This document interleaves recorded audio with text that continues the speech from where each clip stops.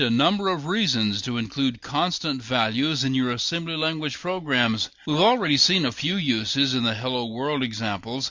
The easiest way to write a number is the way we've always done it. When you write an unadorned string of digits, it's interpreted as a base 10 number. But there are times when it makes more sense to write a number in a different way. Quite often, hexadecimal makes the most sense, and there are several ways to do it. The same value can be written this way. The first character of a number must be a digit, so it's necessary to put a 0 in front of the C, but the letter H following the value specifies that it is a hex number. The H can be in upper or lower case. Also, the letters inside the value can be upper or lower case. Or if you prefer, you can shape a hex value the same as you can in C, by preceding it with a 0 and an X. But that's not all. You can write a hex number by preceding it with a $sign. Because the $sign serves double duty, it must be followed by a digit, not a letter, so it was necessary to insert the 0 in this example. You will probably just pick one way to type hex values and use that. You can also write numbers in octal. You do that by writing 3 octal digits followed by an O or a Q, upper or lower case. But that's more of a curiosity than a practicality these days. And you can write a binary number with ones and zeros followed by the letter B. Here's an odd one. You can see how strings of ones and zeros can be hard to read. Well, you can, if you wish, insert an underscore character anywhere inside any numeric constant to group the digits and make it easier to read.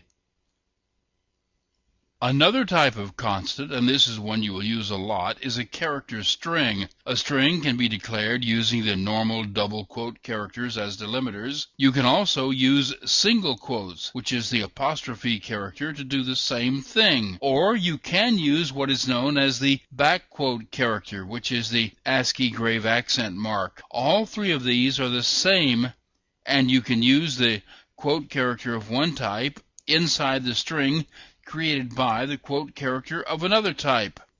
In addition, you can use the backslash character as the escape character to include any of the quote characters as a literal inside any string. And of course, to include a backslash as a literal, it is necessary to escape it also.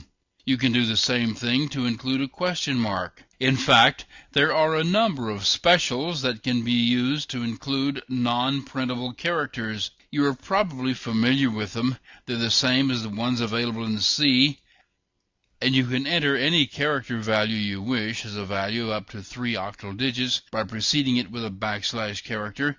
You might want to note that the null byte, which is \0, for a 0 byte value, is nothing more than a special case of an octal number. You can also represent a character as a hexadecimal number by following the backslash character with the letter X followed by 2 hex digits. And you can write Unicode values. Following the backslash by a lowercase u can be followed by the 4 hexadecimal digits of a Unicode character. Or you can enter an extended Unicode character by following the backslash with an uppercase U followed by 8 hexadecimal digits.